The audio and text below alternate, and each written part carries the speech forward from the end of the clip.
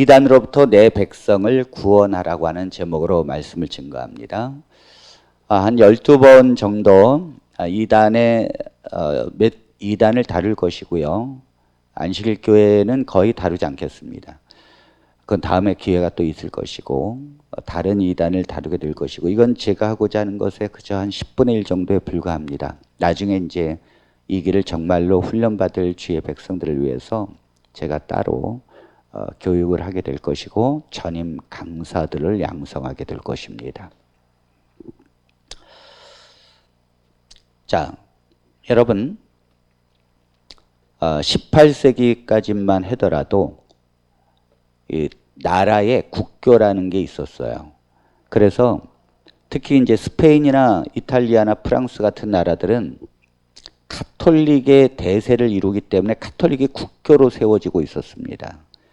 그래서 18세기 전까지만 해도 카톨릭이 국교로 세워진 나라들에서 다른 종교를 믿을 수가 없었어요. 만일 그 카톨릭의 종교를 받아들이지 않을 때는 종교 재판에 세웁니다. 그리고는 거기서 재판을 받고 화형대에서 이제 죽게 됩니다. 그런데 우리나라는 참 그런 면에서 복된 나라입니다. 우리나라는 헌법에 종교 자유를 선언하고 있어요. 대한민국의 종교 자유주의의 헌법에 나와 있습니다. 20조 1항. 모든 국민은 종교의 자유를 가진다. 그래서 모든 국민들은 종교를 자유롭게 선택할 수 있다는 것입니다. 또 2항은 국교는 인정되지 아니하며, 국교가 없어요. 아무리 좋은 것도 대한민국에 국교는 없습니다. 그리고 종교와 정치는 분리된다. 헌법에 나와 있습니다. 종교인이 정치하려고 그러면 안 됩니다. 헌법에 나와 있어요. 종교와 정치는 분리되는 거라고. 그러니까 여러분들이 이 헌법에 명시된 나라의 백성으로 살고 있습니다. 그렇기 때문에 헌법에 종교와 정치 분리되는 건요, 사실 대한민국뿐만이 아니라 성경이 말하고 있어요. 그렇기 때문에 여러분들이 거기에 휩싸여 다닌다든지 그런 것은 옳지 않아요. 그리고 교회에서 너무 정치적으로 종교의 그걸 가지고 정치적으로 대립하려고 하고 싸우려고 하고 주장하는 것은 옳은 것이 아닙니다. 그건 그리스도인들이 진리에 굳게 서지 못하고 자꾸 편파를 가르게 되는 것입니다. 자, 헌법에 그렇게 나와 있다는 겁니다. 자, 그래서 이 종교의 자유가 있는 나라다, 이 말이요, 쉽게 말하면 모든 종교를 믿을 수 있다는 거예요. 그리고 모든 종교는 비판받지 않는다는 거예요. 그 존엄성을 가지고 있다는 거죠. 그러다 보니까 모든 종파를 전도할 수 있어요. 그 권리를 갖고 있습니다. 아무리 사이비도 그 자기가 믿는 신념을 전도할 수 있다니까요. 대한민국이라는 나라는. 이렇게 종교 자유가 보장되어 있습니다. 그러다 보니까 이단이 많이 생겨날 수밖에 없습니다. 이 국교가 정해지면 이단이 나올 수가 없죠. 바로 화형대에서 죽으니까. 그런데 종교 자유를 갖고 있는 대한민국에서는 국교가 없기 때문에 모든 종교를 자유롭게 믿을 수 있고 포교할 수 있습니다. 모든 이단도 포교가 가능합니다. 법적으로. 그러다 보니까 우리나라만 하더라도 내가 재림 예수라고 주장하는 사람들이 약 한 50여 명이 됩니다. 그런데 그 50여 명이 문제가 아니에요. 2015년 통계청 자료에 의하면 대한민국의 기독교 인구가 1350만 명입니다. 한 4분의 1 정도가 기독교인이에요. 그런데 이단은 몇 명인가 하면 이 교주들 통해서 거짓 선지자와 거짓 그리스도를 통해서 만들어진 이단을 이루고 있는 교파, 종파를 다 합치면은 한 200만 명 정도 됩니다. 그러니까 한 17%, 기독교의 한 17%가 이단에 속해 있다고 그렇게 생각하면 됩니다. 문제는요, 기독교 인구는 하향하는데 이단 인구는 계속해서 상향하고 있다는 거죠. 그러므로 언젠가 50대 50이 될 것이고 나중에 기독교가 10%가 될 수도 있다는 얘기예요. 시간 문제입니다. 그러므로 왜 이런 현상이 나오죠? 교회에서 이단을 다루지 않아요. 교회에서 이단을 다루지 않아요. 네. 우리가 이단은 경계해야 되고 교회가 옳게 판단을 할 수 있어야 합니다. 저것이 이단인지 아닌지 판단할 수 있어야 됩니다. 이단은 가짜 기독교예요. 자, 이단은 뭐라고요? 가짜 기독교예요. 기독교가 아니에요. 자기들은 기독교라고 말합니다.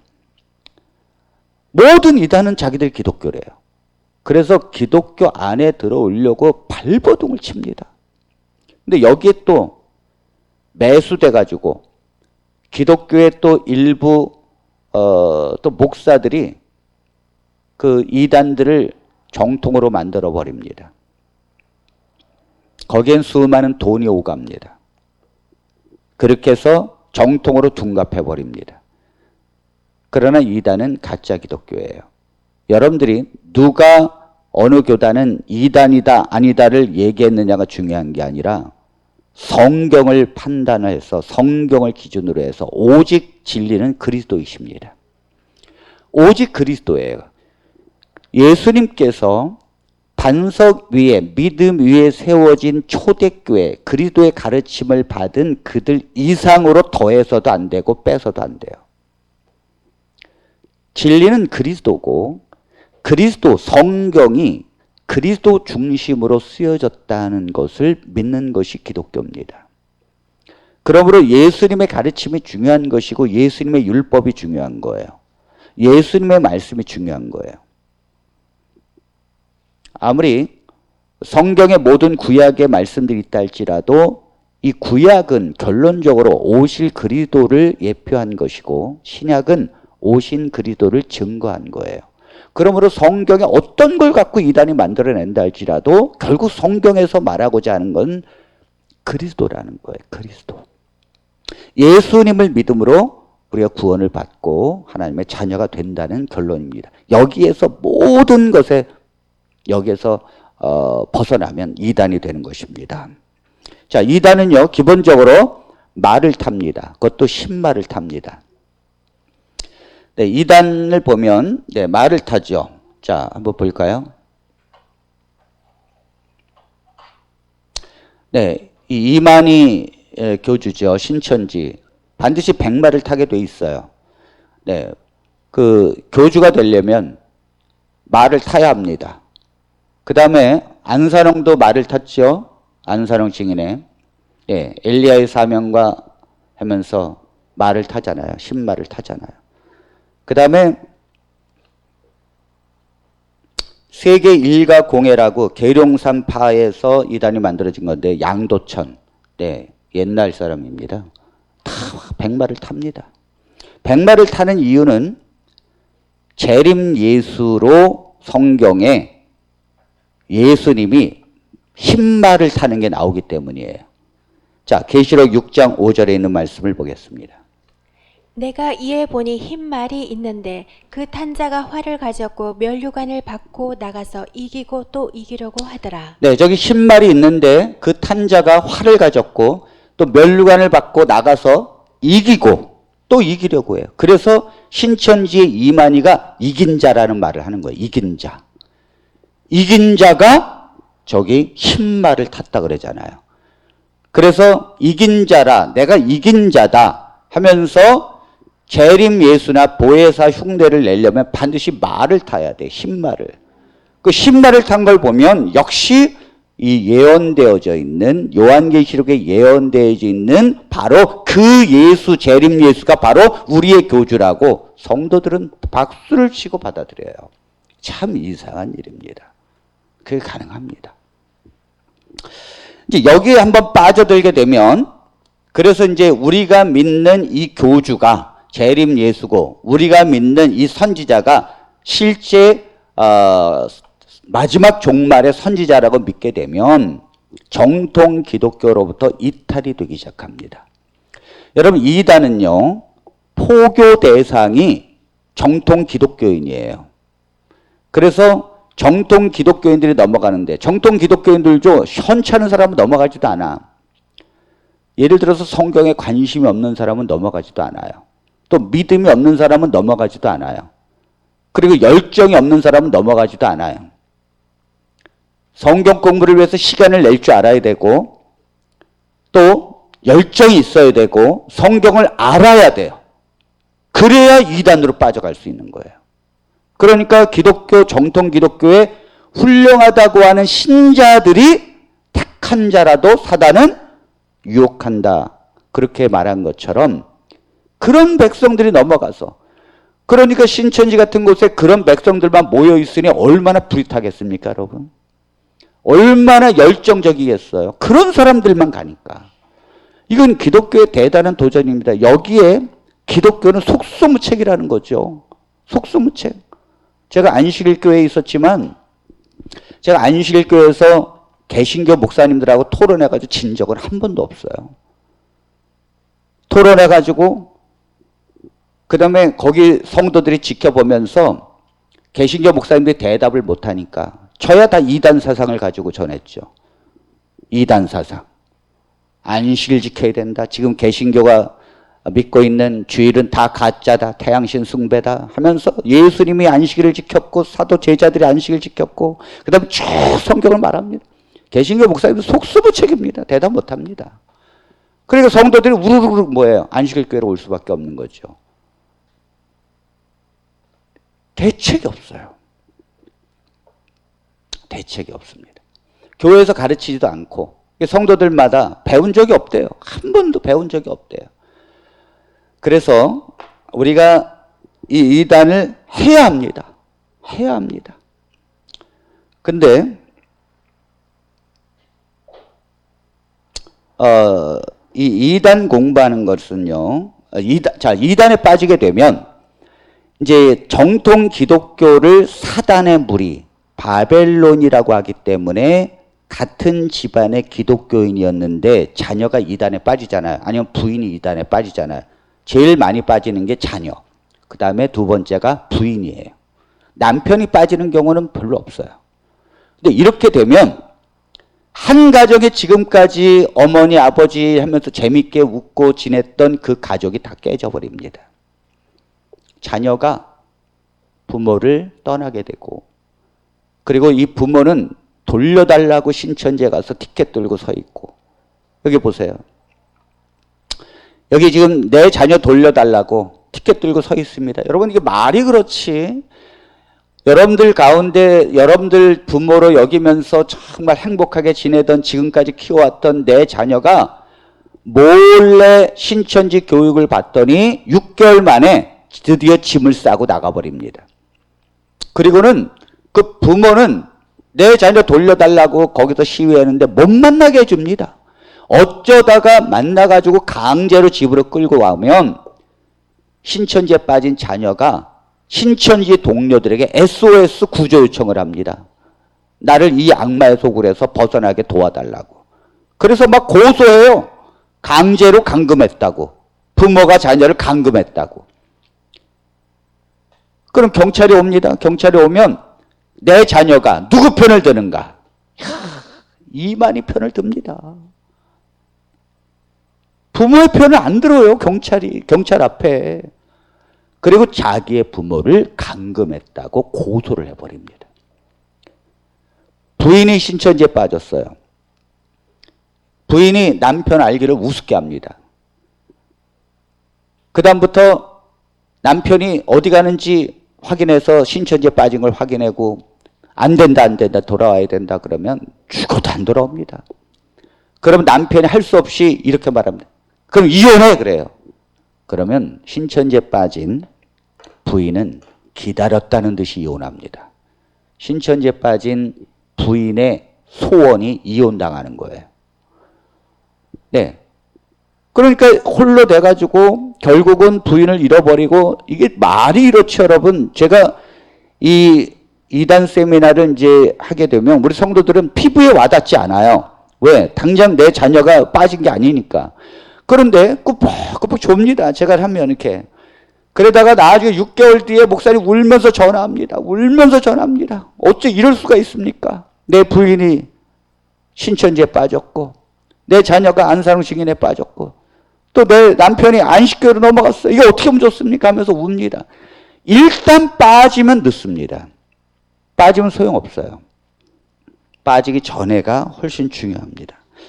자, 이러한 시대에 기독교 가정이 파괴되고 이단이 판을 치고 이단의 세뇌 교육에 빠져가는 이런 세상에 우리가 어떻게 해야 합니까? 그럼 우리 다산 비전교회 성도들이 어떻게 해야 합니까? 이런 세상을 보면서 하나님은 그럼 어떤 심정으로 가지고 있을까요? 하나님은 여러분 우리가 하나님의 심정을 이해해야 합니다. 하나님의 그 백성이 예수 그리스도의 진리 가운데 굳게 서는 것도 힘든 세상인데 오히려 이단에 빠져서 다른 교주를 믿고 거짓 가르침에 속아서 그렇게 산다면 어떻게 하겠어요? 자, 먼저 우리는 이걸 알아야 합니다. 이단은 구원을 받을까요? 못 받을까요? 이단은 구원을 못 받아요. 성경에 딱 나옵니다. 자, 우리 성경 갈라디아서 5장 19절로 21절에 있는 말씀을 보겠습니다. 육체의 일은 분명하니 곧 음행과 더러운 것과 호색과 우상 숭배와 주술과 원수 맺는 것과 분쟁과 시기와 분냄과 당 짓는 것과 분열함과 이단과 투기와 술 취함과 방탕함과 또 그와 같은 것들이라. 전에 너희에게 경계한 것 같이 경계하노니 이런 일을 하는 자들은 하나님의 나라를 유업으로 받지 못할 것이다. 네, 이 쭉 육체의 일 나오는데 거기에 이단이 있고요. 이건 수없이 경계를 해왔다는 거예요. 지금까지. 그런데도 그걸 고집한다면 하나님 나라를 유업으로 받지 못할 것이라고 나옵니다. 이단은 구원받지 못합니다. 이단은 뭐라고요? 구원받지 못한다고요. 자, 그 다음에 베드로후서 2장 1절입니다. 베드로후서 2장 1절. 그러나 백성 가운데 또한 거짓 선지자들이 일어났었나니 이와 같이 너희 중에도 거짓 선생들이 있으리라. 그들은 멸망하게 할 이단을 가만히 끌어들여 자기들을 사신 줄을 부인하고 임박한 멸망을 스스로 취하는 자들이라. 네, 거짓 선지자와 거짓 선생이 반드시 일어나게 될 것입니다. 자, 그들이 뭘 하는가? 멸망하게 할 이단, 거짓 교리를 교회에 끌어들여서 가르친다는 거죠. 결국은 임박한 멸망을 스스로 취하는 자들이라. 그러므로 거짓 선지자, 거짓 교사에게 배운 잘못된 이단을 따라가게 되면 멸망을 피할 길이 없다는 것입니다. 그런데 여러분, 사실은 지금 이 성경에서 말하고 있는 신약 성경에서 그 이단을 얘기할 때 그 이단은 요즘 이단보다 나았어요. 요즘 이단은요, 옛날 이단에 비하면 너무도 많은 오류를 갖고 있어요. 옛날 이단은요, 기껏 해봤자 영지주의예요. 기껏 해봤자 율법주의라고요.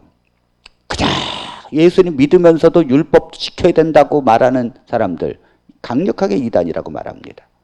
또 영지주의가 뭐냐면 영지, 영은 하나님인데 하나님을 믿는 것으로 구원받는 게 아니라 알지, 하나님을 알아야 구원받는다는 거예요. 이게 그럴듯하잖아요. 믿음으로 구원받는 게 아니라 영은 깨닫고 알고 지식으로 깨달아야 구원을 받는 것이고, 그렇게 해서 그리스도의 가르침을 실천해야 구원받는다. 이게 영지주의예요. 오늘날의 이단은 너무도 많은 오류를 갖고 있습니다. 말도 안 되는 성경을 가리키고요. 요한계시록이 다 틀립니다. 그리고는 성경이 마치 자기들 교회의 중심으로 쓰여진 것처럼 가리키고, 그래서 성경에 남은 교회가 나오는데 그래서 바로 우리 교회가 남은 교회다.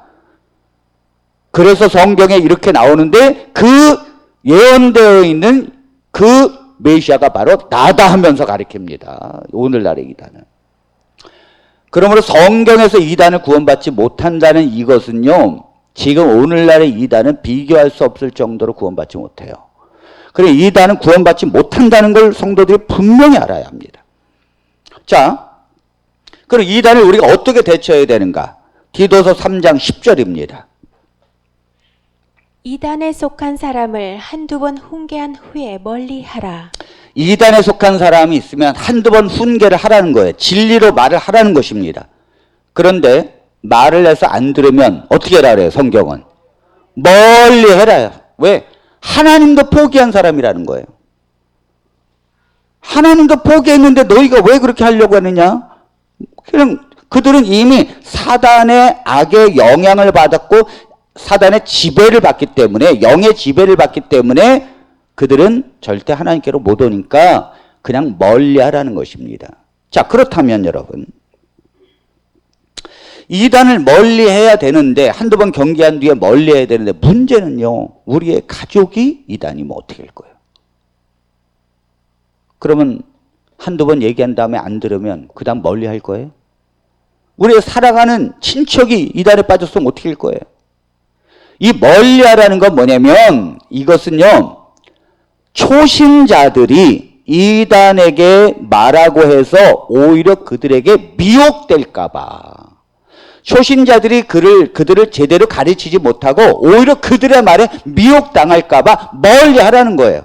그래서 교회에서 성도들에게 여러분들 이단하고 말도 하지 마시고, 제가 안식일 교회에 있을 때 개신교에서 이제 미혹돼가지고 안식일교회 온 사람들이 말을 해줍니다. 개신교회는, 정통교회는 안식일교회를 뭐라고 가르칩니까? 목사님이. 제가 물어봤어요. 그랬더니 우리 목사님이요, 안식교인하고는 말도 하지 말라 그랬어요. 말도 하지 말라 그랬어요. 그런데 왜 말을 해가지고 온 것입니까? 그랬더니 들어보니까 맞는 것 같아요. 그래서 오는 거예요. 그래서 오는 거라고요. 여러분, 미혹을 당하기 때문에 멀리하라는 것입니다. 하나님의 백성들은 진리 가운데 서로 하나님의 성령 가운데 있어야 합니다. 예수님의 믿음 가운데서 굳게 서야 돼요. 자, 그런데 멀리 할 수밖에, 멀리 해야만 되는데 그렇지 않으면 못하는 이유가, 자, 초신자들이 이제 속기 위해서입니다. 그렇다면, 자, 성숙한 성도를 어떻게 하면 될까요? 성숙한 성도는요, 돌아오게 해야 합니다. 아멘입니까? 돌아오게 해야 합니다. 이단에 빠진 사람을 포기하지 않고 돌아오게 해야 합니다. 사실은 아까 제가 뭐 하나님도 포기했다, 이거 하나님 포기한 건 아니죠. 하나님이 그때를 포기했다는 얘기지, 하나님께서는 반드시 그 사람을 구원해 주고 다시 돌아오기를 기다리십니다. 그러면 하나님이 직접 하십니까? 아니라니까요. 주의 종들, 주의 백성, 진리 가운데 굳게 서고 지혜의 영을 가지고 있는 이 백성들을 통하여 그들을 돌아오게 할 사명을 주시는 것입니다. 돌아오게. 그런데 교회의 대부분의 성도들이 이 훈련을 안 받으려고 그래요. 여러분, 이것도요, 훈련받지 않으면 못하는 거예요. 훈련받지 않으면 못해요. 이단과 상담, 여러분들 토론을 절대 못합니다. 그건 철저하게 훈련받지 않으면 못하는 거예요. 그런데 성도들이 이 훈련을 안 받으려고 그래요. 그래서 기독교 전체의 이단을 상담할 수 있는 사람이 별로 없어요. 안식교를 상담할 수 있는 사람이 몇 명이나 됩니까, 여러분? 누가 있습니까? 전 개신교에서 손에 꼽을 정도라고 생각해요. 수없이 많은 사람이 빠져가는데 없어요. 신천지? 여러분들 신천지 교리도 이해 못합니다. 적을 알고 나를 알아야 이긴다는데 적도 모르는데 어떻게 이깁니까? 그들이 설명을 하면요, 대부분의 기독교인들은 그 설명하는 내용도 잘 몰라요. 그러니 반박을 어떻게 합니까? 자, 기존 성도들이, 성숙한 성도들이 돌아오게 해야 되는데 훈련받지 않는 이유가 첫 번째 뭐냐면 어렵기 때문에 그래요. 성경 공부가 어렵습니다. 이단은 쉬우면 이단이 될 수 없어요. 이단은 성경 공부가 어렵습니다. 어려워서 일반 정통교회는 이걸 모른다고 생각하는 거예요.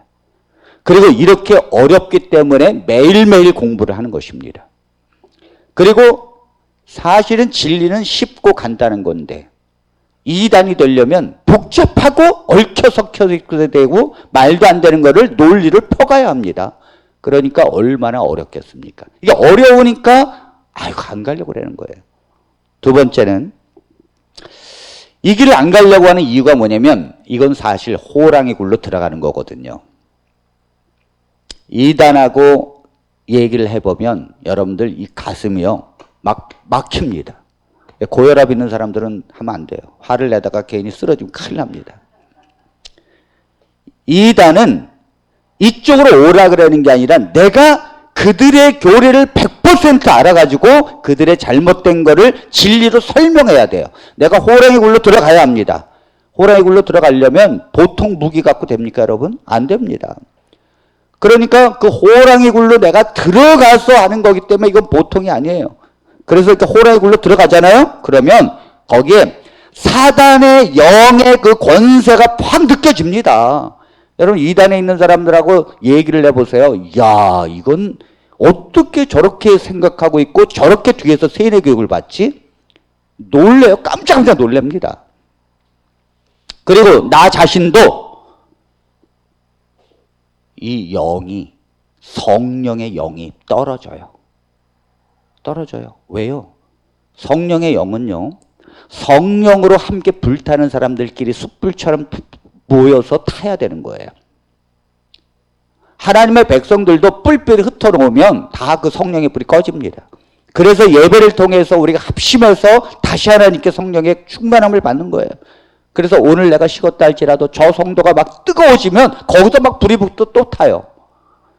그런데 흩어지면 내가 불이 붙을 데가 없어요. 더군다나 이단하고 있다? 그 호랑이 굴로 들어간다? 그들과 이야기하고 그들의 교리 갖고 얘기한다? 그러면요 막 거짓 영이 내 영을 막 파고 들어와요. 그래서 내 영이 떨어져 버려요. 이건요 이단 공부는 강력한 성령의 능력을 유지할 수 있어야 합니다. 아멘입니까? 이단 공부를 100시간을 해도 내가 하나님 앞에 성령으로 충만한 걸 버틸 수 있어야 합니다. 어떤 성도들은요 목사님 제발 그만하세요. 제발 너무너무 힘들어요. 영적으로 제가 죽어가고 있어요. 그렇게 말합니다. 그래 기독교가 안 가는 거예요. 목사님들이 이 길 안 가는 거예요. 그런데 누군가가 해야 합니다. 누군가가. 우리 다산 비전교회 성도들은 하나님께서 이 사명을 위해서 보내셨다고 믿습니다. 아멘입니까? 아니 어쩌다가 왔다고요? 어쩌다 온 게 아니라 하나님께서 보내셔서 오신 것입니다. 아멘입니까? 자, 야고보서 5장 19절로 20절. 자, 이단을 구원해내는 사람은 어떤 놀라운 능력이 있는가? 자, 내 형제들아 너희 중에 미혹되어 진리를 떠난 자를 누가 돌아서게 하면 너희가 알 것은 죄인을 미혹된 길에서 돌아서게 하는 자가 그의 영혼을 사망에서 구원할 것이며 허다한 죄를 덮을 것임이라. 자, 이거 말씀을 보십시오. 여러분들의 사명은 보통 사명이 아니에요. 자, 여기 말씀에 너희 중에 미혹되어서 진리를 떠난 자를 누가 그를 돌아서게만 할 수 있다면 너희가 반드시 알 것은 죄인을 미혹된 길에서 돌아서게 하는 자가 그의 영혼을 사망에서 구원한 것이다. 아멘입니까? 이게 얼마나 귀합니까 여러분? 여러분 수술해서 죽어가는데 의사가 그 죽어가는 사람을 수술해서 고쳤다면 그 얼마나 좋은 거예요? 얼마나 좋은 거예요?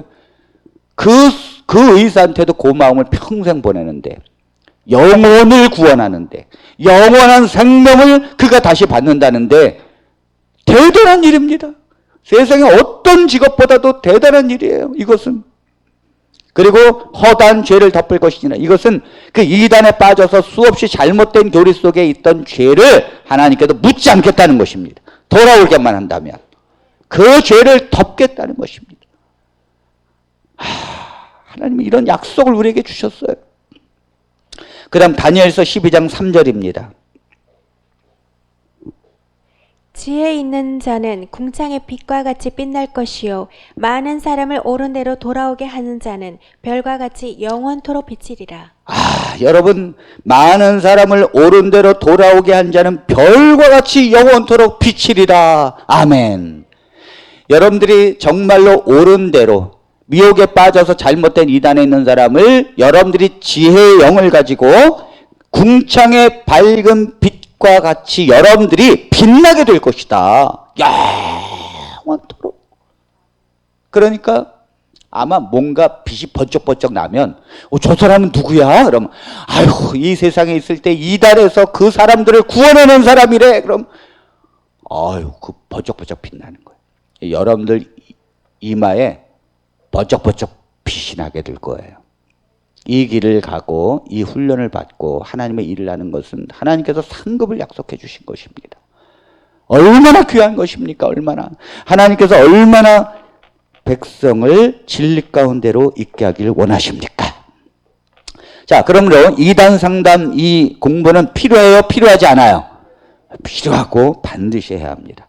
자, 그렇다면 먼저 이 신천지를 보겠습니다. 신천지는요, 이만희는 91세예요. 91세인데 뭘 먹었는지 그렇게 건강해. 그런데 여러분, 신천지 교인들은 이만희가 91세고 지난번에 감옥에 갔다가 결국 1억 보석금을 내고 풀려나고 도주의 우려가 있어서 전자팔찌를 차고 있어요. 그런데도 하나님으로 믿고 있어요. 기가 막힌 거 아닙니까? 기가 막힌 거 아니에요? 이 하나님으로 믿고 있는, 재림 예수로 믿고 있는 여기에 자기 인생을 보냅니다. 직장 포기하고 오직 이만희 재림 예수라고 해서 그 포교 활동하고, 서울대 다니는 사람들이 학교를 그만두고 이만희 가르침을 따르고 그렇게 살고 있죠. 아니, 이게 어떻게 가능하단 말입니까? 여러분, 심지어요, 정통교회 장로, 권사 이런 분들도 그 이만희가 재림 예수라고 하면서, 그 다음에 이만희는 자기가 재림 예수이기 때문에, 하나님이기 때문에 죽지 않아요. 신천지 교리에 이만희는 죽지 않는 걸로 나옵니다. 91세인데.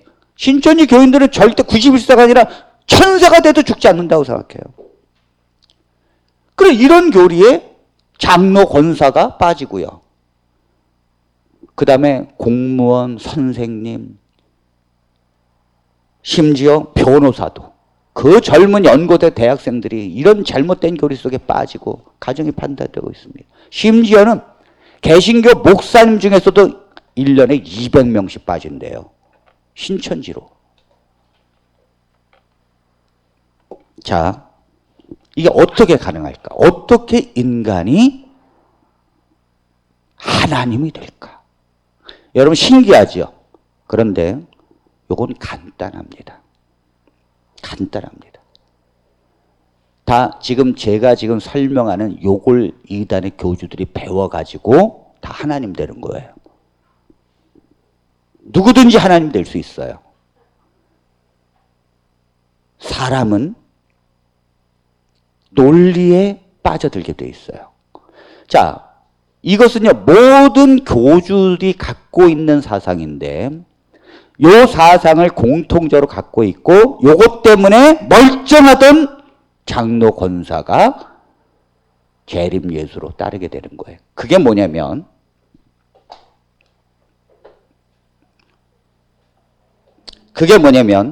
신론인데, 자, 하나님에 관한 건데, 자, 요건 이제 하나님의 약자입니다. 제가 이렇게 쓰는 건 하나님 약자예요.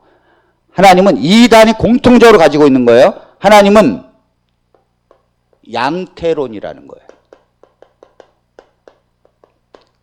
이단은 이걸 다 설명하는데, 여러분들 양태론이 뭐예요? 못 배웠는데, 교회에서 못 배웠는데 그러잖아요. 배운 적이 없는데. 자, 이 양태론이라는 게 뭐냐면, 오직 하나님은 한 분밖에 없다는 거예요.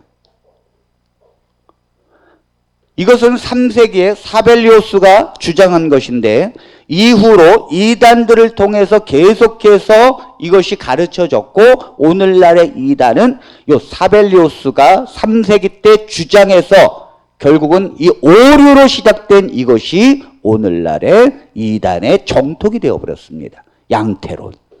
이게 뭐냐면 하나님은 유일하신 하나님인데 오직 여호와 하나님이라는 거예요. 하나님은 한 분. 자, 하나님을 한 분이라고 믿고 있는 게 유대교가 그렇죠. 유대교는 하나님은 오직 여호와 하나님 한 분밖에 없어요. 그런데 기독교가, 잘 보세요. 기독교가 여호와 하나님 한 분이 아니라 하나님이 여호와 하나님, 이 아버지 하나님이 있고 그 다음에 아들 예수님이 있고 그 다음에 성령 하나님이 있다고 기독교가 가르치니까 잘 보세요. 특히 기독교는 아들 예수 그리스도를 하나님의 아들로 믿고 구원자고 이렇게 가르치니까 유일신을 믿고 있는 이들이 하나님을 안 믿을 수는 없어요. 왜? 아니, 성경에 보니까 아들 예수님을 믿어야 되는 건 맞아요. 그렇기 때문에 예수님을 믿자니 인간을 믿는 것 같아. 안 믿을 수는 없고. 왜? 예수님은 분명히 마리아를 통해서 아기로 태어났거든. 우리가 봤거든. 다 요건 증거가 있거든. 그 사람을 믿는 것 같아. 요런 이제, 자, 여러분들이 하나님에 대한 놀라운 진리를 막 설명했는데, 그래서 그 하나님이 도대체 누구야? 그러면 우리 집에 와봐. 있어. 데려갔더니 요게 하나님이야. 근데 그 작은 조각상 하나 만들어 놓고 그게 지금까지 내가 설명한 하나님이 돼. 이러면 뭐예요? 초라하잖아요. 그러니까 하나님을 다 설명해 놓고 그래서 예수를 믿어야 돼. 그러니까 예수님 뭐 청년 그 사람이잖아. 이러니까 예수님을 하나님으로 인정하기가 어려운 거예요. 그래서 사벨리우스가 양태론이라는 걸 만들어냅니다. 양태론이 뭐냐면 오직 하나님은 여호와 하나님 한 분밖에 없다는 거예요. 그런데 구약에서는 그 여호와 하나님이 아버지 하나님으로 나타나셨고 신약에서는 아들 예수님으로 나타나신 것이고 예수님이 승천하신 이후로는 성령 하나님으로 나타나신 것입니다. 이렇게 가리키는 거예요. 그러니까 예수님이 바로 신이 돼버리잖아. 다시 말해서요. 요걸 이해해야 이단을 이해할 수 있습니다. 이거 이해 못하면 이단을 이해할 수 없어요. 자, 모든 이단은 신론을, 양태론을 믿고 있습니다. 양태론이라는 게 뭐냐면 하나님은 한 분인데 시대마다 다르게 하나님이 나타나셨다는 거예요. 예를 들자면 강경구는 하나인데, 예를 드는 거예요. 또 제가 교주라고 여러분들 오해하시면 안 됩니다. 자, 강경구는 하나인데 교회에서는 목사님으로 나타나시고 집에서는 아버지로 나타나시고 목욕탕에 가서는 남자로 나타났어요. 이해하십니까? 이게 양태론이라니까요. 요게. 자, 여기 물 한 컵이 있어요. 요 물이. 자, 요 물 한 컵이 있는데 요 분명히 물이죠. 근데 요게 추운 겨울에 바깥에 두면 요게 고체가 돼. 딱딱한 얼음이. 근데 그게 요 물이거든요. 근데 요게 다시 따뜻해지면 액체로 돼. 그러다가 더 뜨거워지면 기체로 돼버려. 모양이 달라지잖아요. 근데 똑같은 물이거든. 요게 뭐 양태론이라니까요. 양태론이라는 건 뭐냐면 하나님은 한 분인데 다르게 나타났을 뿐이다. 이 말이에요. 이러니까 예수 그리스도가 완벽한 하나님이 되어버리잖아요.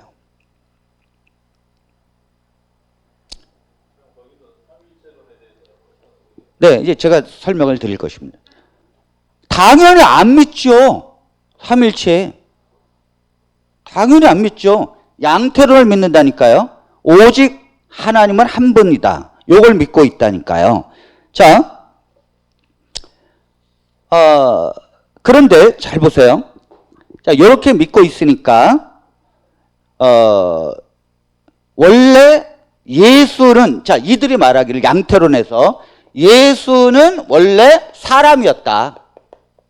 그런데 하나님이 예수가 경건하고 기도하고 정말 선하게 사는 걸 보고 하나님이 인정을 해서 내가 너에게 들어가서 나를 나타내야 되겠다 해서 하나님의 영이 예수에게 임하니까 예수가 하나님이 된 거라는 거예요. 그런데 예수라고 하는 사람은 사람인데 하나님의 영이 그 안에, 자, 이건 뭐예요? 여호와의 영이에요. 여호와가 하나님의 영이잖아요. 그러니까 그 영이 예수님 안에 들어가니까 예수가 하나님이 되었다. 이거예요. 그래서 양태로는 반드시 영, 육, 합일, 교리를 갖고 있습니다. 이거 뭐냐면 육은 사람이고 영은 하나님인데 영이 육과 합해져서 하나님이 되는 거예요. 자, 요렇게 믿고 있다는 거죠. 그러므로 잘 보세요. 요 논리에 의하면 그 사람들이 여기에 속는 거예요. 그렇지, 무슨 세 분의 하나님이 있어. 한 분의 하나님이 그 일리가 있네. 요렇게 이해를 하는 거예요, 사람들이. 그래서 강경구가 여기서는 목사고 집에 가면 아버지고 그 다음에 목욕탕 가면 남자고 이렇게 다르다고 이해를 시키니까 그러네 이렇게 이해를 한다는 거죠. 그리고 요게 이해가 되면 예수가 그래서 원래는 인간인데 영인 하나님 여호와가 들어와서 자기 자신을 가르쳤다는 거예요. 사람들을 가르쳤다는 거예요. 그 다음에 성령은 여호와의 영이라고 부르거든. 그러니까 예수님이 사명 다하고 이제 올라갔으니 이제 하나님이 다시 영으로 사람의 안에 임해서 하나님이 다스린다. 요렇게 가르친다니까요. 잘 보십시오. 요렇게 되다 보니까 어떤 일이 일어나냐면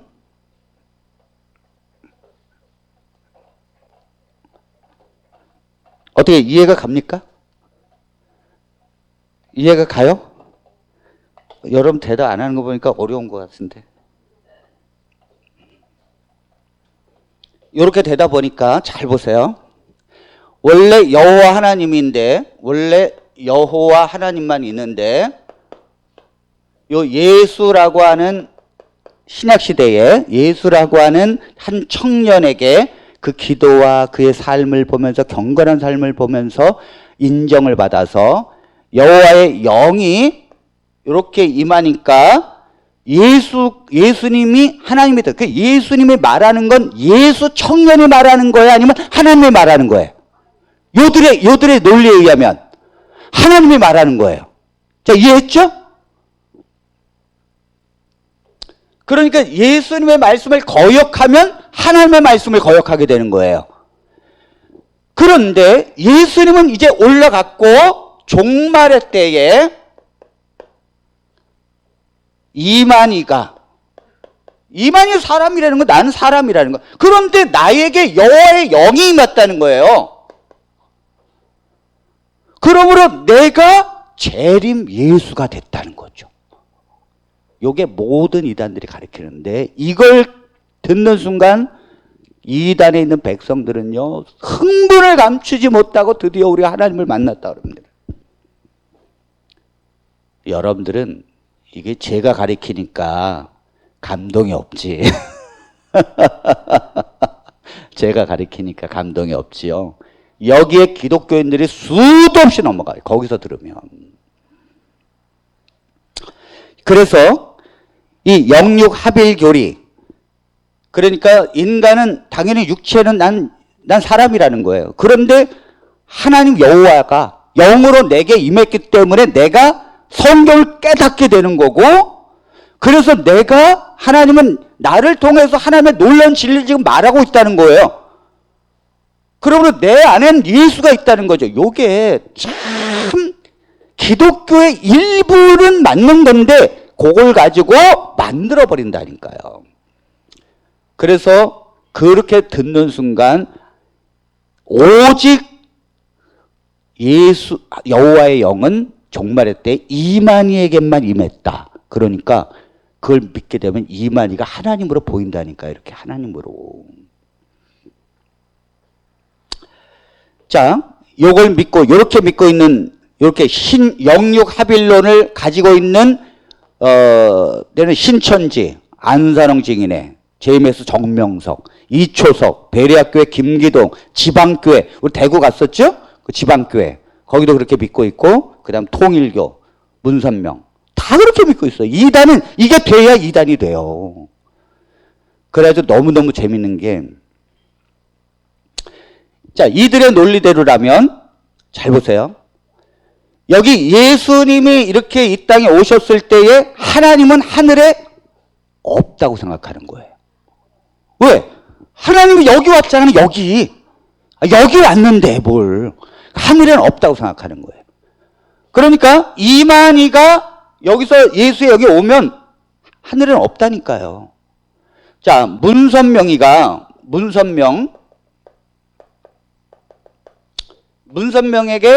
여호와의 영이 임했어요. 예수의 영이 임했어요. 그러면 하늘에는 당연히 하나님이 없는 거예요. 왜? 하나님이 지금 여기 안에 있다니까. 그래가지고 문성명의 아들이 교통사고로 죽었어요. 그러니까 어떻게 하나님의 아들이 죽어. 그러니까 어떻게 했는가 하면 문선명이가 이렇게 가르쳤어요. 하나님이 여기에 지금 내게 임해서 하나님이 여기 와 있지 않느냐. 그러니까 하늘에는 천사들도 많고 다스릴 하나님이 없어가지고 그 내 아들이 그래서 갔다고. 요게 그들에게는 바로 이해가 되는 거예요. 여러분 기가 막힌 것입니다. 여러분들의 자녀, 여러분들의 친척, 여러분들의 가족 누군가가 이 교리에 빨려 들어가기 시작하고, 여러분들은 그때 목사님 뭐라고 그랬는데 하면서 막 그때부터 헤매기 시작하십니다. 그러니까 지금 우리가 성경을 잘 이해를 해야 합니다. 자, 그러면 자, 이해됐죠? 양태론이 이해됐죠? 양태론. 양태론을 가지고 인간을 하나님으로 만드는구나. 자, 요게 이제 이해가 되기 시작해요. 자, 조금 더. 자, 요 양태론을 이해했으면 그 다음에 이만희가 하나님이 되려면 반드시 삼시대론을 알아야 합니다.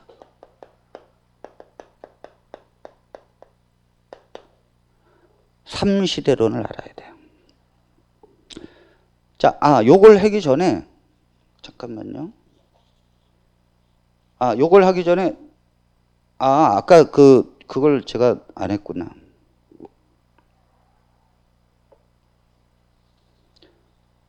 네. 조금 있다가 나오는군요. 자, 삼시대론이 뭐냐면 시대를 나누는 거예요. 이게 뭐냐면 구약과 신약과 그 다음에 종말시대. 이걸 뭐 성령시대라고 하고도 종말시대라고 이렇게 구약에는 여호와 하나님을 믿으면 구원받고, 신약에는 예수 그리스도를 믿으면 구원받는데, 성령시대 종말시대에는 예수의 영이 임한 자를 믿어야 구원을 받는다는 거예요. 이게 시대마다 구원받는 하나님이 다르다는 거죠. 자, 이걸 뭐라고 얘기하는가 하면, 노아 홍수 당시에 노아가 이제 비가 내리고 멸망할 터이니 너희들은 이 방주 안으로 들어오라 그래서 노아가 외쳤어요. 그럼 그때 당시엔 누구의 말을 들어야 구원받아? 노아의 말을 들어야 구원받는 거예요. 그러니까 이단 교주들이 이러는 거, 노아의 시대 누구 말을 들어야 구원받느냐? 노아의 말을 들어야 구원받는 거 아니냐? 맞는 것 같아. 아니, 노아에게 그렇게 하나님이 말씀하셨다는데, 그런데 이스라엘 백성들이 애굽에서 이제 다 광야로 갔어요. 그 지도자가 모세예요. 모세가 하나님 만나고 와요, 맨날. 그때는 누구 말을 들어야 구원받아요? 모세 말을 들어야 돼. 모세 말 안 들어가지고 고라 자손이 땅속에 파묻힌 거 아니에요? 기가 막힌 거예요, 지금. 출애굽 시대에 모세 얘기를 들어야 돼, 모세 얘기를. 예수님이 이 땅에 오셨을 때는 예수님을 믿어야 돼, 예수님을. 그런데 예수님이 승천하시고 이제 없어. 그 종말의 시대에 누굴 그럼 믿어야 되느냐 이거죠. 예수가 재림을 하는데 예수의 영이 자신에게 임해서 종말의 시대에 지금 말하고 있으니까 자기의 말을 들어야 구원을 받는다는 거예요. 그래서 잘 보세요. 이만희가 어떻게 하나님이 되는가 하면, 구약시대는 이긴 자가 누군가 하면, 이긴 자가 있어요. 구약시대는 이긴 자가 누굴까? 이긴 자가 이제 구원자인데, 구약에 누가 이겼나 봤더니 야곱이 이겼어. 야곱이 어떻게 이겨요? 하나님과 약복강가에서 씨름해가지고 내가 하나님과 겨루어 이겼다 그러잖아요. 야곱이 이겼어요. 그래서 야곱이 12지파를 낳았잖아요. 12명. 12지파를 만들어서 뭐예요? 구약의 이스라엘을 만들었잖아요. 요거를 육적 이스라엘이에요. 육적 이스라엘. 그 성경을 이렇게 꿰뚫어 봅니다. 그 다음에 신약은 이긴 자가 누군가 봤더니 예수님이 십자가에서 마귀를 이기시고 승리하셨어요. 그래서 예수님이 이긴 자예요. 예수님이 12제자를 만들었네. 그래서 12제자를 통해서 만든 게 뭐냐면 영적 이스라엘이에요. 그죠? 그래서 우리는 누구예요? 육적 이스라엘이에요? 영적 이스라엘이에요? 우리는 영적 이스라엘이잖아요. 딱딱 맞죠? 그 다음에 계시록에 종말 실상시대가 있다는 거죠. 이게 뭐냐면 실상시대가 이제 아주 확실하게 보여지는 그 마지막 때가 있다는 거죠. 그때 이긴 자가 있다는 거죠. 이긴 자. 이긴 자가 누구냐? 이만희라는 거예요. 그래서 이만희가 12지파를 만들었다는 거죠. 그래서 새 영적 이스라엘을 세웠다는 거예요. 이게 바로 신천지예요. 어디다가? 과천에다가. 이렇게 가르치는 거예요. 이렇게 가르치니까 성도들은 빨려들듯이 이만희가 하나님으로 되는 거예요. 이렇게. 그리고 했잖아요. 이만희가 12지파 만들었잖아요. 그래서 맨날 우리 거기 편지 어디 와 있어요. 그 무슨 지파에서 편지 왔어요. 그 자기네 전도 그 편지가 왔어요. 교회마다 다 보냅니다. 그래서 자기네들은 어느 지파에 소속돼 있다 이렇게 하면서 12지파 이렇게 해서 이긴 자가 되는 거예요. 그래서 맨날 이만희가 이긴 자, 내가 이긴 자 계시록 공부하면서 그렇게 하는 것입니다. 자, 또 자, 요렇게 되니까 그래 지금은 이만희 믿어야겠네. 요렇게 나오는 거예요. 자, 요게 뭐냐면 삼시대론이에요. 삼시대론. 시대마다 구원자가 따로 있기 때문에 그 구원자를 믿어야 된다고 가르치는 것입니다. 그러니까 예수님은 이제 한물 갔어요. 지금은 이만희를 믿어야 돼. 이러니까 구원 받겠습니까, 여러분? 절대 못 받는다니까요. 절대 못 받아요. 어떻게 구원을 받습니까? 자, 그 다음에 또 하나는 조금 이따 다 제가 반증을 해드릴게요. 또 하나는 역시 재림 예수는 성경에 동방에서 온다 그랬다. 어디에서요? 동방에서 온다 그랬다. 재림 예수는 동방에서 온다 그랬어. 자, 그러면 이사야 41장 2절을 한번 보겠습니다. 이사야 41장 2절. 누가 동방에서 사람을 일깨워서 공의로 그를 불러 자기 발 앞에 이르게 하였느냐. 열국을 그의 앞에 넘겨주며 그가 왕들을 다스리게 하되 그들이 그의 칼에 티끌 같게 그의 활에 불리는 초계 같게 하매. 자, 여기 그들이 이렇게 가리키는 거예요. 누가, 그러니까 하나님이 얘기한다는 거예요. 누가 저 동방에서 사람을 일깨워가지고 이걸 다스리게 할 수 있겠느냐? 그러니까 하나님이 어디에서 사람을 끌어온다는 거예요? 동방에서. 그러니까 신천지 이만희는, 아니, 모든 교주들은 다 동방이라는 교리를 갖고 있어요. 그래서 다 똑같이 생각해요. 그래서 동방에서 온다고 했지 않느냐? 동방에서. 자, 그 다음에 9절을 한번 보겠습니다. 41장 9절. 내가 땅 끝에서부터 너를 붙들며 땅 모퉁이에서부터 너를 부르고 내게 이르기를 너는 나의 종이라. 내가 너를 택하고 싫어하여 버리지 아니하였다. 하나님이 그 동방인데 땅 끝에서부터 부른대. 동방이 땅 끝이구나. 그 지도를 보니까 한국이 진짜 땅 끝이에요. 그 땅 쭉 해서 그 꼬리처럼 나왔잖아요. 그래서 그렇게 가리키는 거예요. 모든 교주들이 한국을 동방이라고 지금 증명하기 위해서 성경에 동방에서 온다고 했지 않느냐. 하나님의 동방에서 일으킨다고 그랬지 않느냐. 그래서 동방은 땅끝인데 지도를 봐라. 땅끝 아니냐. 자, 그 다음 계시록 7장 2절. 또 봄에 다른 천사가 살아계신 하나님의 인을 가지고 해 돋는 데로부터 올라와서 땅과 바다를 해롭게 할 권세를 받은 네 천사를 향하여 큰 소리로 외쳐. 네, 여기 이 바람을 멎게 할 그 천사가 어디서 온다고 그랬느냐? 하나님의 인을 가지고 해 돋는 데서부터 온다 그랬다. 해가 동쪽에서 떠요? 서쪽에서 떠요? 동쪽에서.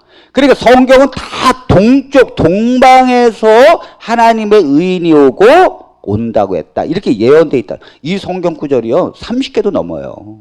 동방에서 온다는 게. 그래서 이만희가 그러잖아요. 우리나라가 옛날부터 동방 예의지국이 아니냐. 동방이라는 거죠. 이런 공부를 이제 신천지 공부방에 가서 이제 하기 시작하면요, 내가 지금까지 교회에서 들어보지 못한 기가 막힌 말씀이 성경에 다 있는데 우리는 왜 이걸 지금까지 못 배웠을까? 동방이었구나. 그것이 한국이었구나 하면서 그때부터 흥분을 감추지 못하고 내가 지금까지 속았다는 생각을 갖고 이제 살게 되는 것입니다. 그래서 우리나라에 그렇게 거짓 선지자와 거짓 교주가 많은 거예요. 동방 때문에. 앞으로도 수도 없이 나올 것입니다. 자, 그럼 지금부터 지금까지 했던 거에 대한 간단하게 반증을 제가 하겠습니다. 여러분들은, 자, 지금 이렇게 이제 가리킨단 말이에요. 이렇게 가리킬 때 여러분들은 뭐라고 그럴 거예요? 여러분들 자녀가 지금까지 양태론을 가리키고 삼시대론을 가리키고 동방의 교리를 쭉 설명해서 그래서 이만희를 재림 예수가 그래서 되는 것이다라고 성경의 수십 구절을 설명하면서 가리킬 때 여러분들은 뭐라고 그러겠어요? 여기 훈련받지 않은 사람은 단 한마디도 말 못합니다. 더군다나 성경절을 찾지도 못해요. 철저하게 훈련받은 사람만 나갈 수 있는 거예요. 여러분 총 쏘는 거를 훈련 안 받았는데 전쟁이 빗발치는데 나갈 수 있습니까? 쏘는 방법도 모르는데 못 나가는 거예요. 교육받은 사람 외에는 절대 안 됩니다. 자, 먼저 양태론을 보겠습니다. 자, 반증을 하겠어요. 자, 양태론을 반증을 합니다. 양태론이라는 게 뭐죠? 자, 한번 얘기해 보세요. 여호와는 유일한 하나님인데. 근데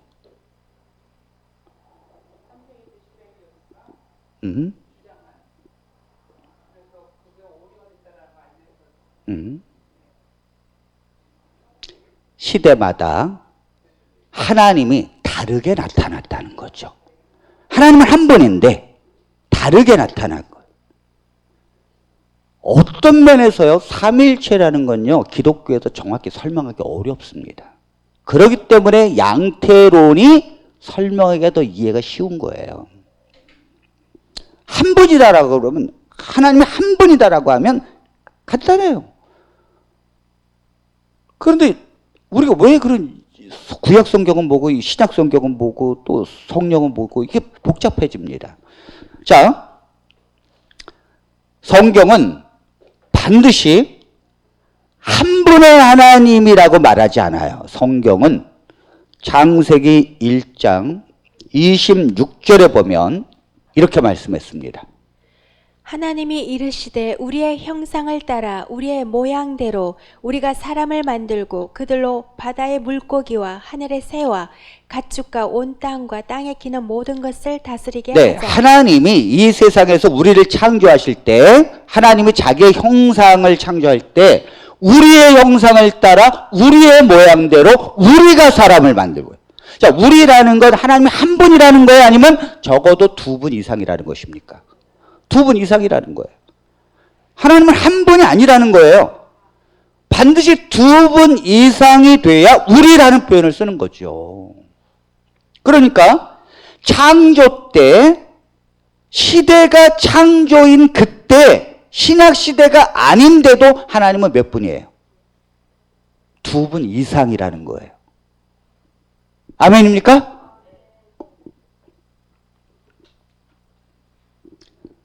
젊은 애들에게, 그들은 다 연고대예요. 연고대 출신들. 논리가 정확하지 않으면 들으려고 하지 않습니다. 그들의 핵심 논리가 얼마나 비성서적인지를 성경을 통해서 정확하게 설명해야 돼요. 자, 창조 당시에요. 시대별로 나누어서 하나님이 다르게 나타났다고 했습니다. 그들은, 그러나 창조 당시 동시에 인간을 창조할 때 하나님은 두 분 이상이라는 표현을 쓰잖아요. 자, 그 다음에 마태복음 28장 19절입니다. 그러므로 너희는 가서 모든 민족을 제자로 삼아 아버지와 아들과 성령의 이름으로 세례를 베풀고. 네, 여기 보면 예수님께서 만일 하나님이 한 분이고 그 하나님이 예수라는 내게 임해서 지금 여기에 하나님만 있고 하늘에 없다고 생각하면 굳이 왜 이런 표현을 써요? 예수님이 왜 아버지와 아들과 성령의 이름으로 세례를 주라고 이야기합니까? 지금 예수님 자체가 하나님은 세 분이 있다는 것을 증거하고 있어요. 아멘입니까? 증거하고 있다니까요. 이거 외에 수도 없이 많은데 잘 보십시오. 양태론이라는 건 하나님이 한 분이라는 거고, 지금 우리는 삼위일체를 믿고 있습니다. 자, 뭘 믿고 있다고요? 삼위일체. 삼위일체가 뭡니까? 이렇게 물어봐요. 신천지인들이 양태론 틀렸다고. 삼위일체가 하나님이라고. 그러면 그 삼위일체가 뭔데? 그러면 성도들이 설명을 못해. 삼위일체가 뭐지? 삼위일체라는 건 잘 보세요. 위격이 인간으로 말하면 인격이에요. 그 한 사람이 가지고 있는 그 존재 자체. 위격이 셋인데 존재가 세 분인데 그분은 다 하나의 몸체처럼 뜻이 같다라는 뜻이에요. 잘 보세요. 부부는 뭐라 그래요? 일심동체라 그래요. 부부는 마음이 같아. 하나야. 그런데 부부는 두 사람이에요? 한 사람이에요? 두 사람이에요. 두 사람인데 동체라는 말 쓰잖아요. 몸이 같다. 이거 실제로 몸이 같은 거예요? 아닌 거예요. 그건 뭐예요? 서로 몸은 다르지만 부부로서의 마음이 같다는 거죠. 아멘입니까? 군사부 일체라는 써요. 이건 뭐냐면 임금과 스승과 아버지는 하나다. 무슨 면에서? 이게 어떻게 하나예요? 임금과 스승과 아버지가 어떻게 하나예요? 나에게 은혜를 끼치는 면에서 하나다 이 말이에요. 군사불체라는 것. 그러므로 삼위일체도 마찬가지라는 거죠. 세 분이 있지만 세 분이 한 분이 아니라는 거예요. 다 따로따로 존재하지만 우리를 구원하시는 뜻과 하나님께서 우리를 사랑으로 인도하는 하나님의 위대한 역사, 그곳에 하나가 되셨다는 뜻입니다. 아멘입니까? 그래서 아버지 하나님은 우리를 구원하고자 하는 뜻을 갖고 계셨고, 이 뜻을 인간의 육신의 몸으로 오셔서 죄를 속죄하실 것은 바로 예수 그리스도가 그것을 이루셨고, 성령 하나님이 그 구원의 역사를 예수 그리스도를 믿게 하시고 성화시켜서 회복하는 이 뜻, 다시 하나님의 자녀로 회복시키는 이 뜻, 모든 이치가 서로 달라도 목적은 하나라는 거죠. 삼위일체예요. 그러므로 이 삼위일체를 설명할 때, 자, 이렇게 설명하면 쉽습니다. 여기는 아버지 하나님, 요거는 예수 그리스도, 요건 성령 하나님이에요. 아버지 하나님과 성령은 절대 같지 않습니다. 다 달라요. 같은 분이 아니에요. 아버지 하나님과 예수 그리스도는 다른 분입니다. 예수 그리스도와 성령도 다른 분이에요. 그런데 하나님이라는 거에 대해서 공통적입니다. 이게 삼위일체예요. 이분들은 다 서로 다른 분인데 하나님이라고 하는 공통을 갖고 계시고 우리를 구원하고자 하는 뜻이 같게 움직이신다 해서 삼위일체입니다. 양태론이 아니에요. 네, 자, 그걸 설명할 수 있어야 합니다. 자, 물론 제가 나중에 할 때는 이 양태론 성경 구절을 제가 수도 없이 많이 또 이렇게 할 것입니다. 자, 그 다음에 두 번째, 자, 이건 이제 해결됐고요. 자, 아까 참 집사님 질문 있어도 이거 방송이니까 나중에. 네.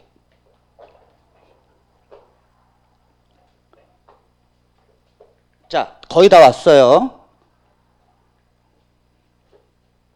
자, 삼시대론. 삼시대론이 뭐죠?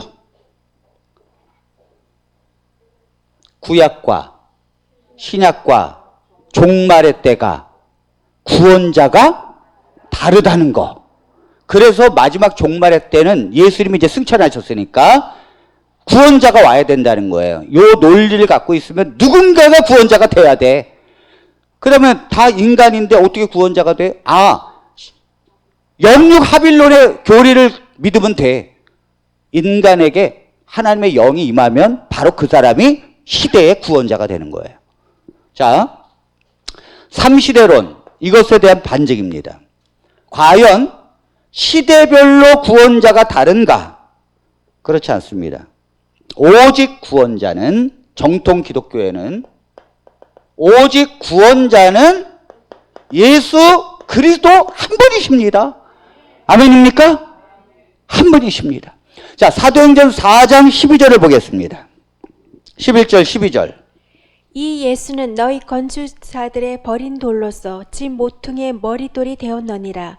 다른 이로서는 구원을 받을 수 없나니 천하 사람 중에 구원을 받을 만한 다른 이름을 우리에게 주신 일이 없음이라 하였더라. 이 예수님은 너희 건축자들이, 이건 유대인들이에요. 유대인들이 버린 돌, 유대인들이 예수 그리스도를 거절했습니다. 그런데 집 모퉁이에, 이건 하나님의 집, 신약교회의 머릿돌이 되었느니라.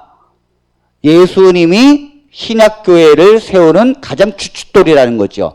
그러므로 예수를 믿는 교회는 다른 이로서는 구원을 받을 수 없는 천하인간의 모든 천하 중에 구원을 받을 만한 다른 이름을 준 적이 없느니라. 아멘. 아멘입니까? 그러면 잘 보세요. 3시대론, 노아의 시대에 구원자가 노아예요? 아니라니까요. 잘 보세요. 구약이라고 하는 것은 장차 양을 잡아서 제사를 지내므로 장차 오실 그리스도를 믿은 거예요. 아멘입니까? 구약의 사람들이 어떻게 구원을 받았는가? 양을 잡아서 장차 메시아가 이 땅에 오셔서 나의 죄를 대신해서 이렇게 죽는 거구나. 그래서 오실 메시아를 믿고 양을 잡았기 때문에 구원받는 거예요. 예수님이 아직 오지도 않았는데. 오직 구원은 그리스도 예수를 통해서 받는 거예요. 여호와 하나님을 통해서, 아버지 하나님을 통해서 받는 게 아니라니까요, 구약에. 자, 그 다음에 신약에서는 십자가에서 예수님이 돌아가셔서 메시아로 오신 그리스도를 믿는 것입니다.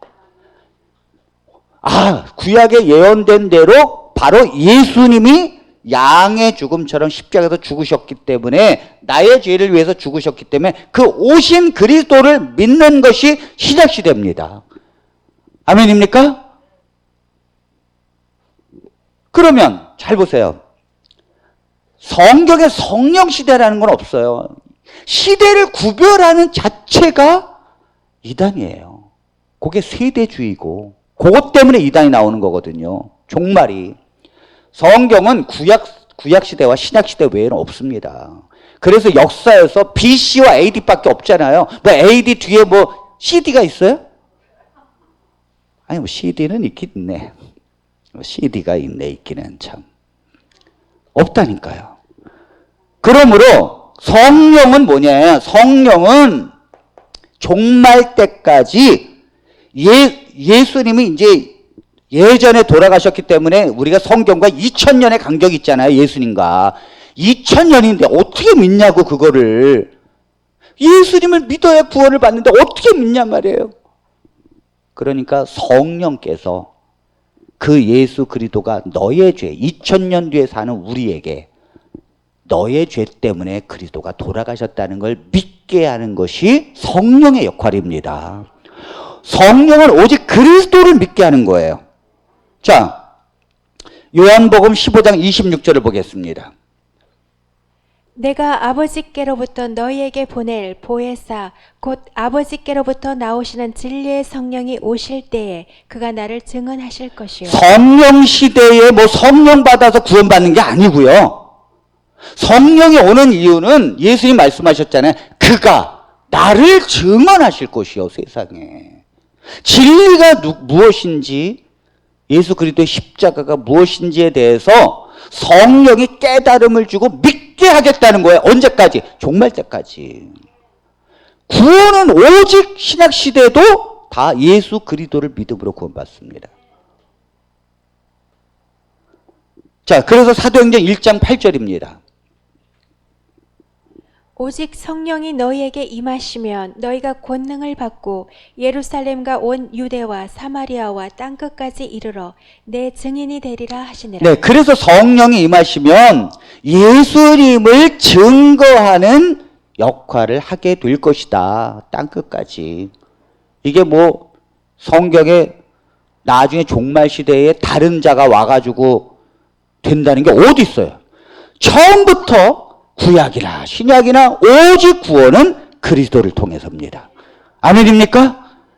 이걸 명확하게 우리가 설명을 해야 합니다. 자, 마지막. 자, 이 3시대론 이거 그래서 이만희 믿어야 구원받는 거 아니에요, 지금. 그죠? 예, 지금 종말 때 마지막까지도 예수 그리스도를 믿음으로 구원받는데, 지금 우리가 이 마음이 강팍해져 있으니까 예수님을 믿지 않아. 그러니까 뭐예요? 성령이 오셔서 우리의 마음을 강팍하게 한 걸 풀어주시고 그리스도에게로 향하게 해주시고, 그게 성령이 오니까 믿어져. 2000년 전에 죽으신 예수 그리스도가 나를 위해서 죽으셨다는 게 믿어져.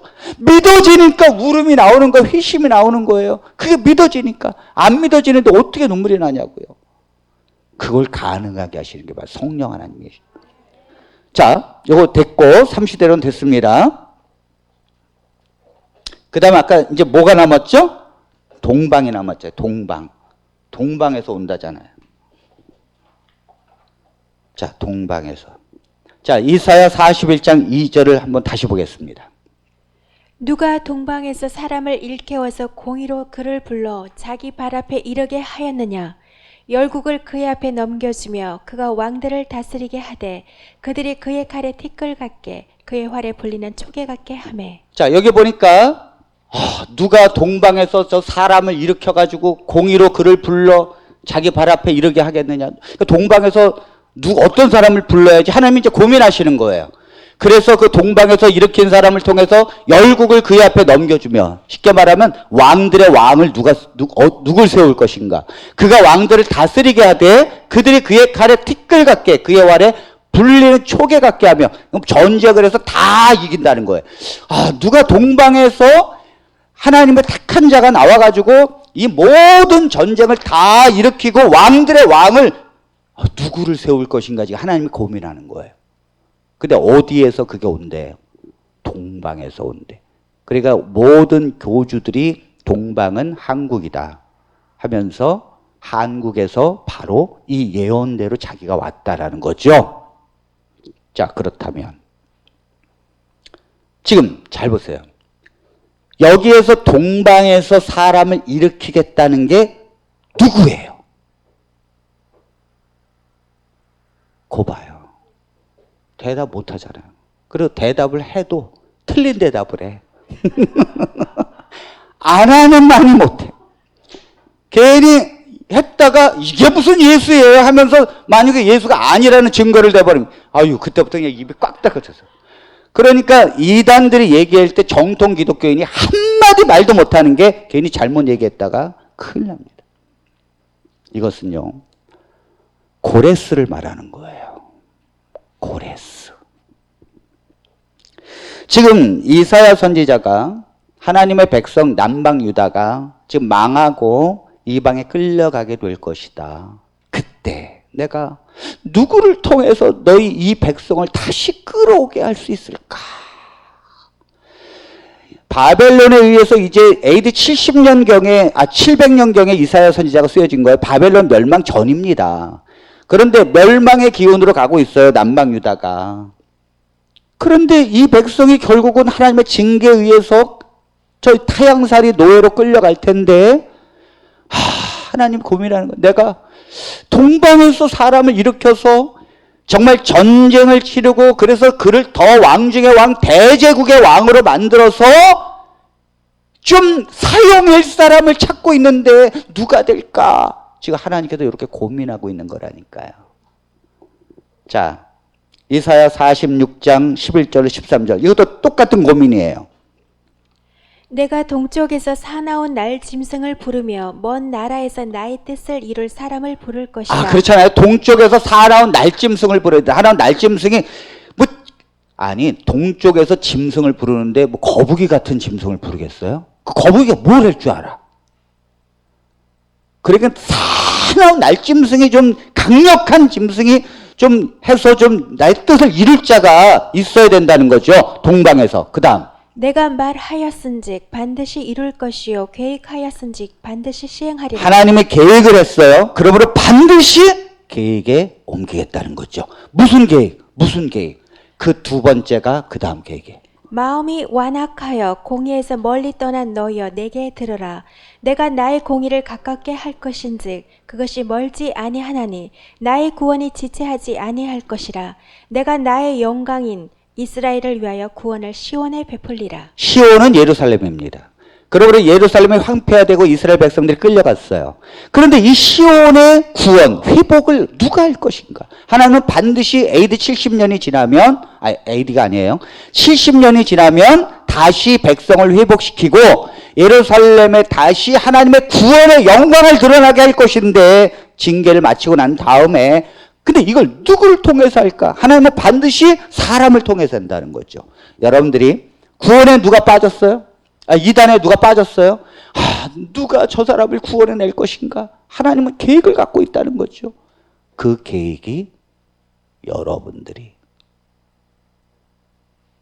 누가 빠졌는데 여러분들 지금 강경구 목사와 함께 하고 있는 바로 여러분들이 그걸 이루게 할 것이다.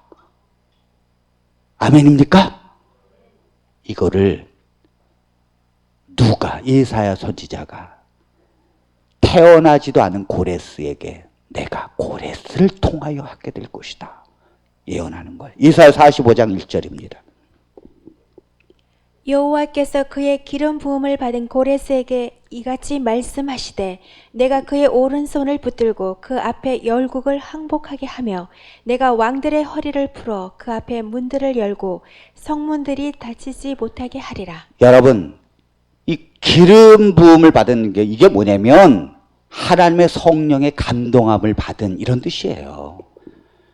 누가 왕들이 성령의 감동함을 받아요? 근데 하나님의 성령이 마음을 움직이게 할 자가 누군가? 고레스라는 거죠. 자, 고레스가 태어나기도 전이야. 그런데 이미 이사야 선지자에게 하나님께서 고레스라고 하는 사람이 태어나게 될 것이고 그가 기름 부음을 받고 이렇게 했고 내가 그의 오른손을 붙들고 오른손을 고레스의 오른손을 붙들어요. 하나님이 그 다음에 그 앞에 열국을 항복하게 하면 전쟁할 때마다 다 승리해. 그런 다음에 내가 왕들의 허리를 풀어 그 앞에 문들을 열고 성문들이 닫히지 못하게 다 성문이 닫히지 못하고 열어주게 고레스가 승리할 수 있도록 내가 오른손을 붙들고 가겠다. 하나님이 왜요? 아니 힘이 있어야 백성을 포로를 좀 풀어주지. 힘도 없는데 어떻게 해? 강력한 힘을 가지고 있는 자가 내 백성을 풀어줘야 된다. 아까 그랬잖아요. 전쟁에 이기고 승리하게 할 그 자가 동방에서 온다고. 그 다음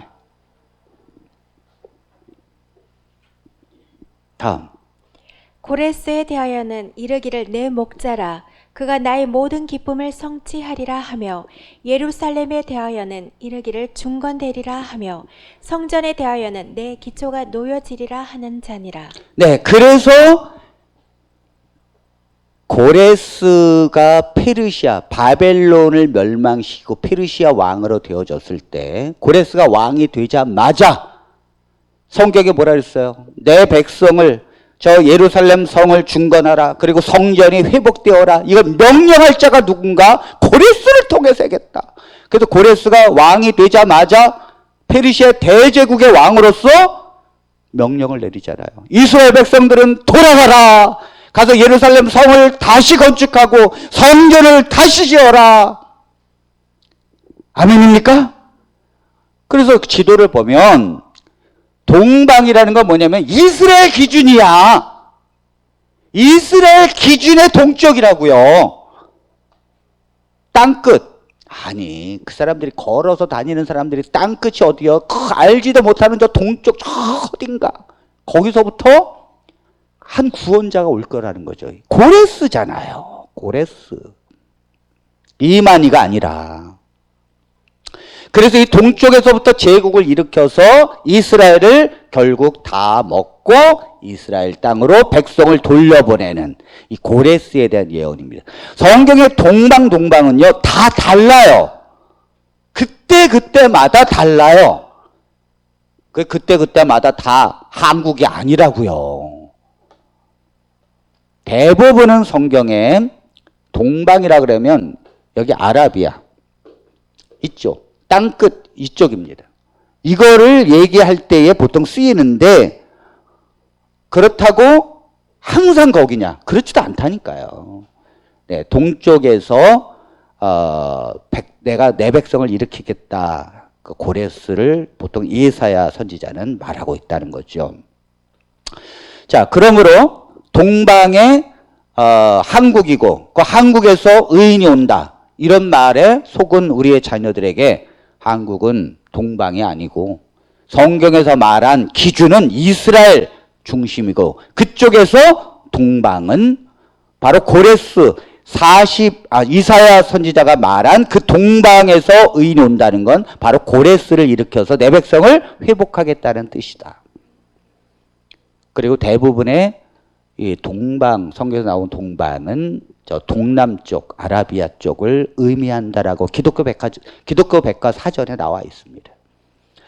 자, 오늘 장시간 우리 함께 했습니다. 우리 사랑하는 성도 여러분, 힘들죠? 네. 여러분들이 오늘 들으면서, 야, 이게 지금 이 순간에도 우리는 이게 짧은 시간 이렇게 다루지만은 신천지는 복음방에서 맨날 모여가지고 이 공부를 하고 있구나. 이 공부를 하고 있구나. 내 자녀와 우리 기독교, 정통 기독교 신자들이 벌떼처럼 거기에 모여가서 그 이만희가 하나님으로 되는 이 과정, 삼시대론, 양태론, 동방의 교리를 배우고 있구나. 이거 우리가 제대로 알지 못하면 그들에게 가르쳐 줄 수 없습니다. 그러므로 오늘 사랑하는 성도 여러분, 우리가 사명을 가지고 공부하시길 바랍니다. 우리 12번에 걸쳐서 제가 이단을 한여름밤에 다루게 될 것입니다. 여러분들이 오싹하고 싸늘해야 돼요. 그래야 여러분들이 이 한여름밤을 지낼 수 있습니다. 제가 무엇으로 오싹하게 여러분들 할까 하다가 제가 이단의 정체를 제가 폭로하고 그거에 대해서 우리가 대처하는 기회가 되었으면 좋겠습니다.